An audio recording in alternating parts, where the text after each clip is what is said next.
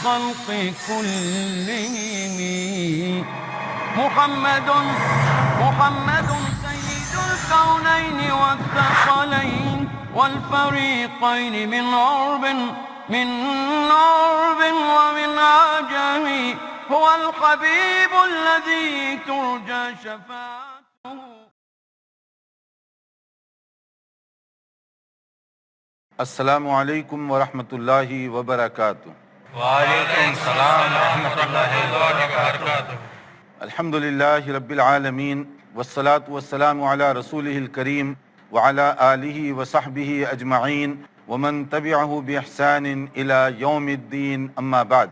محترم بھائیوں اور بہنوں، ہم نے حدیث کی ایک بہت ہی مشہور کتاب بلوغ المرام، جو وقت کے بہت بڑے محدث اور عالم دین علامہ ابن حجر عسقلانی رحمۃ اللہ علیہ کا انتخاب حدیث ہے. انہوں نے ذخیرہ حدیث کو کھنگال کر یومیہ پیش آنے والے مسائل کو حدیث کی روشنی میں حل کرنے کے لیے یہ نسخہ تیار کیا ہے.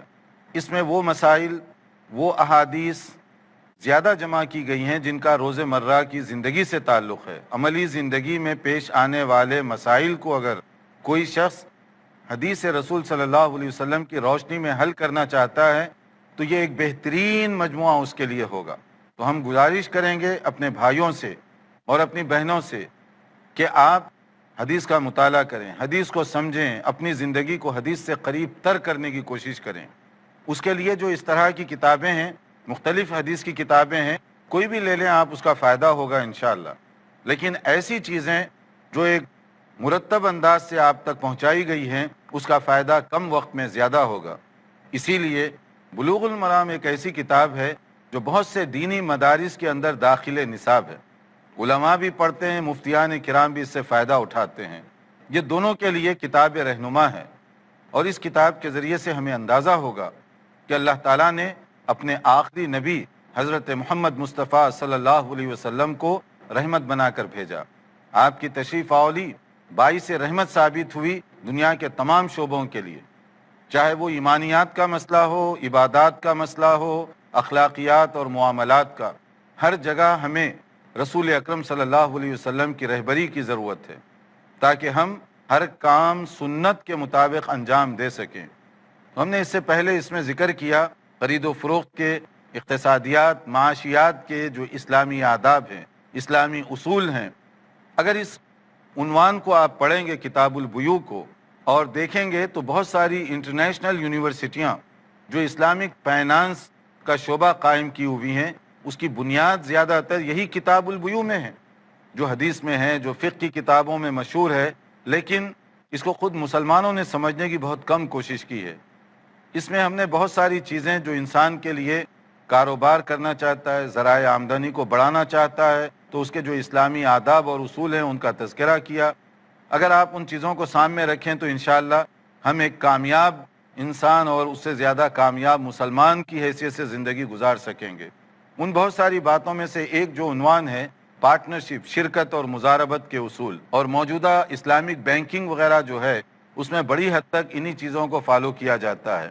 شرکت اور مزاربت کے جو شرعی اصول ہیں بنیادی طور پر انہی کو سامنے رکھا جاتا ہے، یا کم سے کم اس کا دعویٰ کیا جاتا ہے کہ پارٹنرشپ کے اسلامی اصول کیا ہیں، کب تک آپ کر سکتے ہیں، کب تک نہیں کر سکتے. رسول اکرم صلی اللہ علیہ وسلم کے بارے میں آپ دیکھیے، آپ نے اس کی تاکید کی. اسی طرح نبی صلی اللہ علیہ وسلم نے پارٹنرشپ کو ایکسیپٹ کیا. ایک موقع پر ایسے ہوا کہ آپ کے ایک پارٹنر آئے اور ان کے بارے میں کہا کہ انہ کان شریک النبی صلی اللہ علیہ وسلم قبل البعثہ، وہ بھی کب؟ بعثت سے پہلے، یعنی نبی بنائے جانے سے پہلے جو آپ تجارت کرتے تھے تو وہ تجارت میں ایک موقع پر آپ خود بھی پارٹنرشپ کا کام کرتے تھے کاروبار میں، جو کہ ایک عام ضرورت ہے. تو پھر کیا ہوا؟ نبوت کے بعد فجاء یوم الفتح، وہ جو آپ کا پارٹنر تھا وہ کاروبار ختم ہو گئے، تجارت ختم ہو گئی، لیکن آپ کے اندر جو لوگوں کے ساتھ حسن سلوک کا جذبہ تھا اس کو آپ محسوس کیجئے کہ جب فتح مکہ کے موقع پر وہ پرانا پارٹنر آیا، جب نبی صلی اللہ علیہ وسلم کی خدمت میں آیا، حالانکہ آپ تو ایک فاتح کی حیثیت سے، کمانڈر ان چیف کی حیثیت سے وہاں پر تھے مکہ مکرمہ میں، تو آپ نے کیا کہا؟ فقال مرحبا باخی و شریکی، ویلکم میرے بھائی کو اور میرے پارٹنر کو. یعنی وہ جو پارٹنرشپ اسلام سے پہلے اس نے قائم کی تھی، نبی صلی اللہ علیہ وسلم نے اس کی ابھی بھی قدر کی، اس کو ریکگنائز کیا، تو معلوم یہ ہوا کہ پارٹنرشپ خود نبی نے کی، اللہ تعالیٰ کی ان کے لیے برکت ہوتی ہے، اور دوسرے اس میں فائدہ بھی ہے۔ فائدہ اس لیے کہ اللہ نے سب کو ایک جیسی صلاحیتیں نہیں دی ہیں۔ میرے پاس دولت ہے مگر ٹائم نہیں ہے کاروبار کرنے کے لیے، تو دولت کا میں کیا فائدہ اٹھاؤں گا؟ یا اسی طرح سے ایک آدمی ہے جس کے پاس اللہ نے ذہن دیا ہے، اسکل ہے، اس کے پاس ہنر ہے، مگر پیسے نہیں ہیں۔ اب اسکل لے کے کیا کریں گے؟ آپ کاغذ پہ صرف ڈرائنگ کرتے بیٹھیں گے، یہ کام کروں گا، وہ کروں گا، ایسے کروں گا، پیسے ہی نہیں ہیں۔ تو اس کا معنی یہ ہوا کہ دونوں کی صلاحیتیں مل کر اگر ایک جگہ لگیں گی تو اس بھائی کی جو صلاحیت ہے، ہنر ہے، اسکل ہے، وہ اور آپ کا سرمایہ، آپ بھی فائدہ اٹھائے، اس کو بھی فائدہ پہنچائے، پلس جتنے لوگ کام کریں گے آپ کے اس پارٹنرشپ کی وجہ سے، ان سب کا جو ہے فائدہ پھر آپ کو بھی ملا، کیونکہ آپ نے ان کا روزگار فراہم کیا اور ان کی وجہ سے ان کو روزی ملی، ذرائع آمدنی ان کے بڑھے، ان کے لیے بھی فائدہ ہوا۔ تو یہ کتنے لوگوں کا اس میں فائدہ ہوتا ہے۔ اسی لیے اسلام دولت کو ایک جگہ رکھ دینا، جمع کر کر کے رکھنا، اس کو پسند نہیں کرتا۔ اسلام یہ چاہتا ہے کہ دولت کو استعمال میں لاؤ، تم بھی فائدہ اٹھاؤ، اوروں کو بھی اس سے فائدہ پہنچاؤ۔ تو یہ پارٹنرشپ اس اعتبار سے انسانی ضرورت بھی ہے، لیکن اس میں جو اصول بتائے گئے، نمبر 1 ہے کہ جھوٹ اور خیانت نہ ہو، نمبر 2 معاملات کو پہلے کلیئر طے کر لیا جائے کہ کون کتنا نفع لے گا، کتنا ٹائم دے گا، کیا کرے گا، ساری چیزیں بلیک اینڈ وائٹ میں ہوں، ورنہ عموماً دیکھا گیا کہ 2 دوست محبت سے کاروبار شروع کرتے ہیں، جب کاروبار بڑا ہوتا ہے وہی 2 دوست کچہری میں جاتے ہیں اپنے مسائل حل کرنے کے لیے، کورٹ سے حل کرواتے ہیں، اتنی لڑائیاں، اتنے جھگڑے ہوتے ہیں، کیونکہ وہ چیزیں پہلے سے طے نہیں ہوتی۔ جب نارمل حالات میں ہوتے ہیں تو دونوں کہتے ہیں ٹھیک ہے ڈالتے جاؤ، جتنا بھی ڈال سکتے ہیں، بعد میں دیکھیں گے۔ بعد میں کب دیکھیں گے؟ شیطان تو آ رہا ہے وہاں پر تیزی کے ساتھ، اور آپ کو بھی دھوکہ دے گا، آپ کے پارٹنر کو بھی دھوکہ دے گا۔ کبھی ایسے ہوتا ہے کہ آپ بیٹھے ہوئے ہیں، آپ جو ہے چائے منگا کر پیتے ہیں، اب وہ دوسرے کو پتہ چل گیا، اچھا بیٹھ کر آفس میں کھانے پینے کا کام کر رہے ہیں تم، پیمنٹ کہاں سے کر رہے ہیں؟ پیمنٹ تو اس میں سے کیش باکس میں سے کر رہے ہیں۔ اب ہے چھوٹی چیز، لیکن اس کے دل میں ایک چھوٹا سا اس کی وجہ سے ایک داغ پڑ گیا کہ یہ جو ہے نا آفس کے پیسے خرچ کر رہا ہے، تو اس کا مطلب نفع کم ہوگا۔ تو یہ شیطانی راستے جو ہے بہت جلدی اس کو کیچ کرتے ہیں۔ تو اس کا صحیح طریقہ پہلے سے پوری چیزیں طے ہوں، لکھی ہوئی ہوں۔ جب وہ لکھی ہوئی ہوں، کوئی آگے کر سکتا ہے نہ کوئی پیچھے کر سکتا ہے۔ کورٹ میں بھی جائیں گے تو وہی ہوگا، اور ایسے لوگ جو کلیئر کر کے معاملہ کریں ان کو کورٹ میں جانے کی ضرورت بھی نہیں پیش آئے گی۔ اب اس میں ایک مسئلہ ہے کہ کتنا نفع تقسیم کریں گے، کیسے کریں گے؟ دیکھیے پارٹنرز جو ہوتے ہیں نفع اور نقصان دونوں میں شامل ہوتے ہیں۔ بزنس میں نفع ہو گیا تو بھی شامل ہے، نقصان بھی ہو سکتا ہے اس میں بھی شامل ہے۔ اور پھر کوئی فکس اماؤنٹ نہیں دے سکتے آپ کہ آپ جو ہے اتنا پیسہ دیں، میں جو ہے آپ کو ہر مہینے 10,000 لازماً دے دوں گا، یہ نہیں ہے، کیونکہ نفع کم بھی ہو سکتا ہے، زیادہ بھی ہو سکتا ہے۔ ہاں یہ آپ کر سکتے ہیں کہ لمسم میں 10,000 کے حساب سے دیتا رہوں گا، 1 سال کے بعد ہم پورا حساب کریں گے، جو حساب ہوگا اس کے مطابق اگر آپ کی طرف کم رقم آئی تو میں مزید دے دوں گا، زیادہ آئی تو میں کٹوتی کر لوں گا، یہ چیز ہو سکتی ہے، تاکہ ہر مہینہ حساب کرنے کے بجائے کام چلتا رہے اور 1 سال کے بعد آپ ٹوٹل حساب کریں، یہ چیز وہاں پر ہو سکتی ہے۔ ایسے ہی کاروبار میں وسعت دینی ہے، جتنا شروع کیا اس سے بڑھانا ہے، مزید اس کے اندر پارٹنرز کو لینے ہیں تو یہ بھی کر سکتے ہیں آپ، بشرطے کہ دونوں طے کریں، بشرطے کہ دونوں راضی ہوں اس پر۔ ایکسٹینشن تو ہوتے رہتا ہے کاروبار میں، اب اس کی نوعیت کیا ہوگی، کیسے ہوگی، یہ ساری چیزیں آپ کو پہلے سے طے کرنی چاہیے۔ تو یہ ہے خلاصہ پارٹنرشپ کا، تاکہ اس میں آپ کو بھی فائدہ ہو، دوسروں کو بھی فائدہ ہو، ہر آدمی کی صلاحیتیں استعمال میں آ سکیں۔ مگر اس میں اگر آپ دوسروں کے پیسے لے کر ہڑپ کر لیے، دوسروں کے پیسے لے کر خیانت کیے، جیسے بتایا گیا، اللہ کی رحمت سے محروم کر دیے جائیں گے وہ۔ اس کے بعد ایک اور مسئلہ کہ وکالت کا، جیسے ہم نے بتایا کہ آپ اپنی طرف سے کسی کو نمائندہ بنا سکتے ہیں تاکہ آپ کے آن بہاف مختلف کام وہ انجام دے۔ تو مختلف کام یعنی معاملات کو، چاہے وہ کسی بھی قسم کے سرکاری ہوں یا غیر سرکاری ہوں، آپ کا پارٹنر اس کو انجام دے سکتا ہے۔ وکیل آپ کی طرف سے وہ کاغذات وغیرہ بھر سکتا ہے اگر آپ نے اس کو اپوائنٹ کیا، لیکن وکیل کے لیے ضروری ہے امانت داری کا کام کرے۔ یہ نہ ہو کہ دونوں پارٹیوں سے مل کر ان کو بھی نفع لے، ان سے بھی نفع لے، ان کو بھی نقصان پہنچائے، ان کو بھی نقصان پہنچا دے، یہ نہیں ہے۔ وکیل کا مطلب وہ دیانتدار ہو کہ میں نے جس کام کے لیے اس کو متعین کیا ہے وہ کام اچھے انداز سے وہ کرے اور اس میں مجھے دھوکہ نہ دے۔ جیسے اب آپ دیکھیے نبی کریم صلی اللہ علیہ وسلم نے مختلف موقعوں پر وکیل مقرر کیا، جیسے اس سے پہلے حدیث گزری کہ 1 دینار دے کر بھیجے تھے مارکیٹ میں، تو کیا ہوا، وہ ایک کے بجائے 2 بکریاں خریدے، ایک سیل کر کے نبی صلی اللہ علیہ وسلم کے پاس بکری بھی لائے، دینار بھی واپس لائے۔ ایسا وکیل ہونا چاہیے جو دے اس سے زیادہ لے کر واپس آئے۔ آج کل کا مسئلہ تو الٹا ہوتا ہے، وکیل جو ہے گھڑی کو دیکھ کر اپنا بل بناتا ہے، چاہے وہ ٹائم دے نہ دے، 2 منٹ بعد بھی کر رہا ہے تو اس میں 10 منٹ لکھ دے گا، فون کیا میں اور 10 منٹ ہوئے اور اس کا اتنا بل ہوا۔ تو یہ جو ہے غلط کاری، دھوکہ بازی، یہ اللہ کو سخت ناپسند ہے۔ نبی کریم صلی اللہ علیہ وسلم نے حجۃ الوداع کے موقع پر حضرت علی رضی اللہ عنہ کو وکیل مقرر کیا۔ آپ 100 اونٹوں کی قربانی کر رہے تھے، 100 اونٹ میں سے 63 اونٹ آپ نے اپنے ہاتھ سے ذبح کی، اور پھر باقی کے لیے آپ نے کس کو متعین کر دیا؟ حضرت علی رضی اللہ عنہ کو۔ تو حضرت علی جو باقی اونٹ ذبح کر رہے تھے وہ نبی کریم صلی اللہ علیہ وسلم کی طرف سے کر رہے تھے۔ تو اس میں وکالت قربانی کے مسئلے میں بھی درست ہے۔ قربانی کے مسئلے میں آپ خود ذبح نہیں کرنا چاہتے، کسی کو دے سکتے ہیں، آپ کی طرف سے کوئی اور ذبح کر دے گا تو وہ کافی ہوگا، وہ جائز ہوگا۔ جیسے کہا گیا عن جابر رضی اللہ تعالیٰ عنہ ان النبی صلی اللہ علیہ وسلم نحر 63 وامر علی رضی اللہ تعالیٰ عنہ ان یذبح الباقی۔ صحیح مسلم کی یہ حدیث ہے کہ نبی صلی اللہ علیہ وسلم نے اپنے دستے مبارک سے 63 اونٹ ذبح کیے اور باقی کو حضرت علی کے حوالے کیا کہ وہ نبی صلی اللہ علیہ وسلم کی طرف سے باقی کو ذبح کریں۔ اس میں ایک اور بات اس کے بعد ہے، وہ یہ کہ اگر کوئی آدمی آپ کے ساتھ کوئی بہتر سلوک کرتا ہے تو ہمیں چاہیے کہ اس سے زیادہ بہتر انداز سے سلوک کریں۔ دیکھتے رہیے ہمارا پروگرام، ایک مختصر وقفے کے بعد دوبارہ حاضر ہوں گے انشاءاللہ۔ محمد سید الکونین والثقلین۔ ناظرین، وقفے سے پہلے ہم بتا رہے تھے پارٹنرشپ معاشرے کی ضرورت ہے۔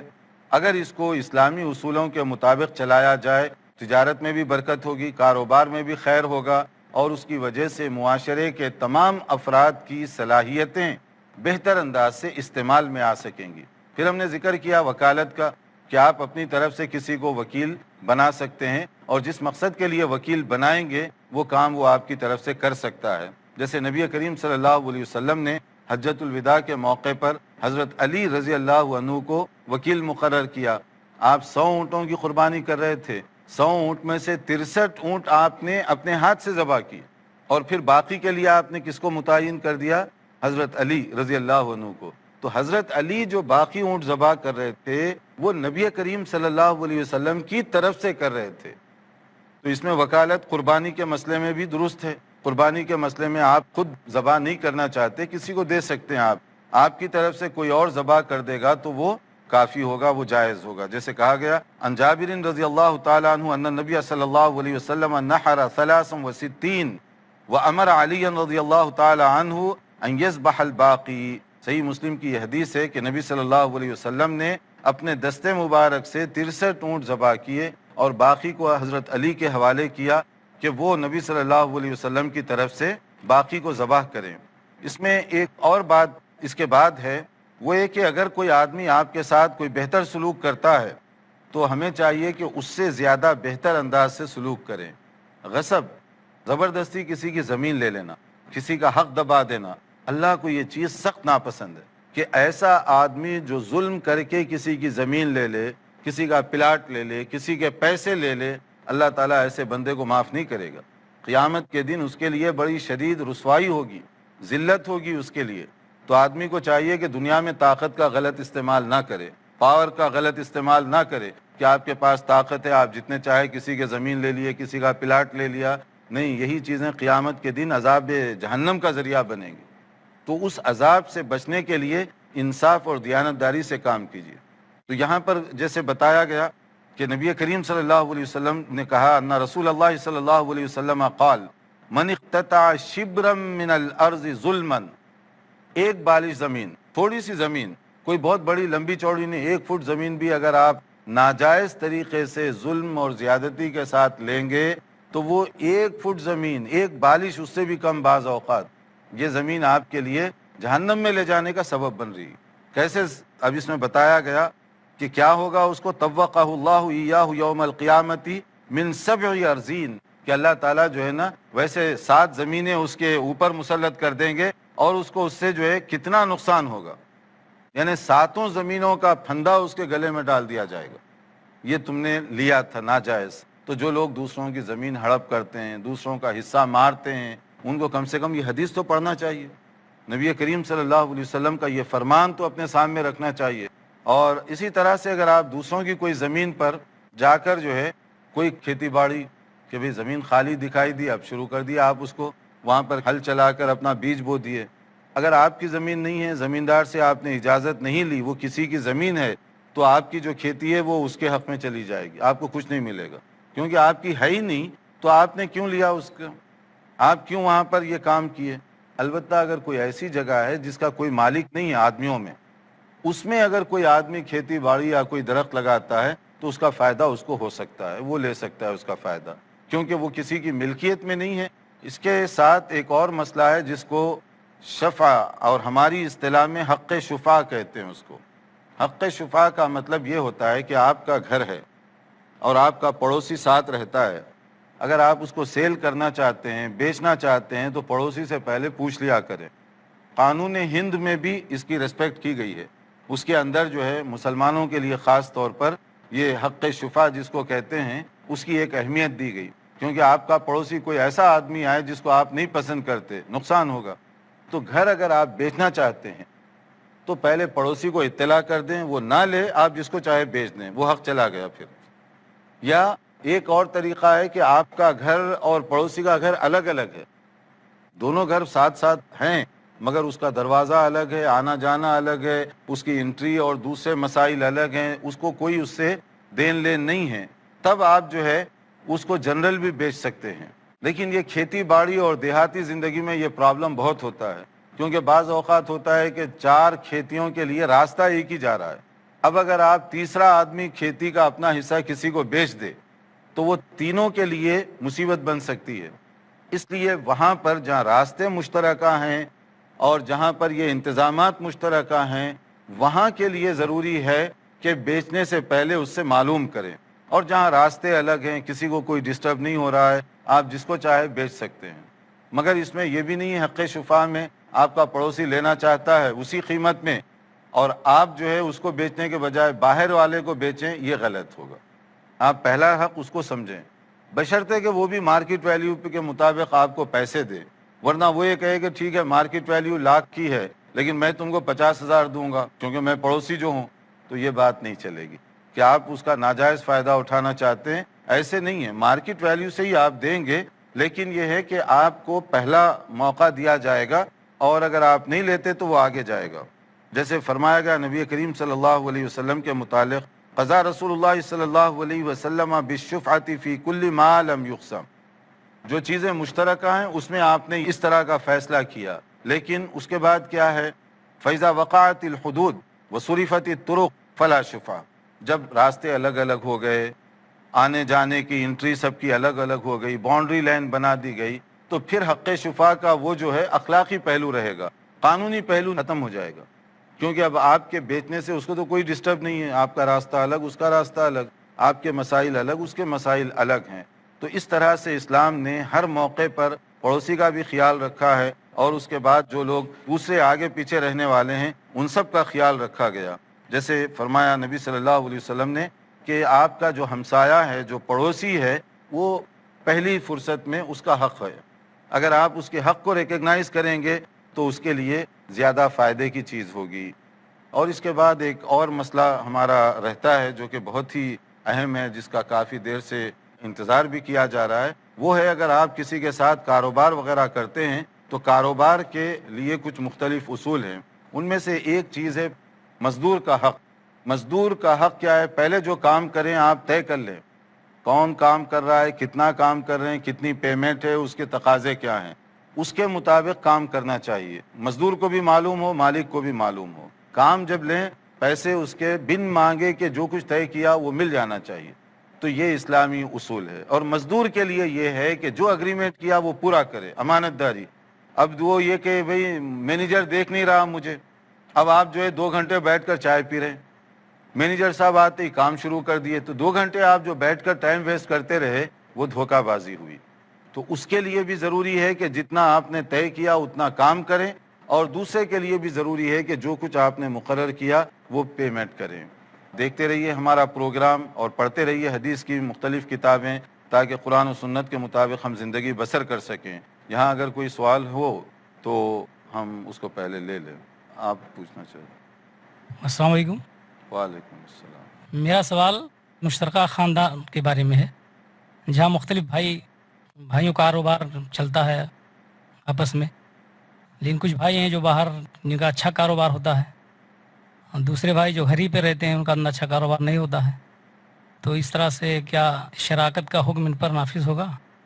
دیکھیے، اگر مشترکہ بھائی ہیں، مشترکہ خاندان ہے، اور اس میں کچھ بھائی زیادہ کام کرتے ہیں کچھ کام نہیں کرتے، تو کیا وہ اس طرح سے چل سکتے ہیں یا نہیں؟ دیکھیے، اس میں مشترکہ رہنے میں کوئی حرج نہیں ہے، لیکن یہ بھی وہاں پر بھی طے ہونا چاہیے کہ جو جتنا کما رہا ہے اسی حساب سے نفع کا بھی حقدار ہے یا کیا ہے۔ جیسے آپس میں طے کر لیجئے، اگر طے نہیں کریں گے تو وہاں یہ گڑبڑ ہوگی۔ ایک بھائی زیادہ کما رہا ہے، وہ انویسٹ کر رہا ہے، ایک بھائی کماتا ہی نہیں ہے، وہ تو بیٹھ کر کھا رہا ہے، تو بعد میں جب کھیتی ساری لہلہانے لگتی ہے، اب وہ کہتا ہے جی مجھے بھی برابر کا ملے، اس کو بھی برابر کا ملے، تو آپس میں بھائیوں میں یہ کدورتیں پیدا ہوتی ہیں، لڑائی جھگڑا پیدا ہوتا ہے۔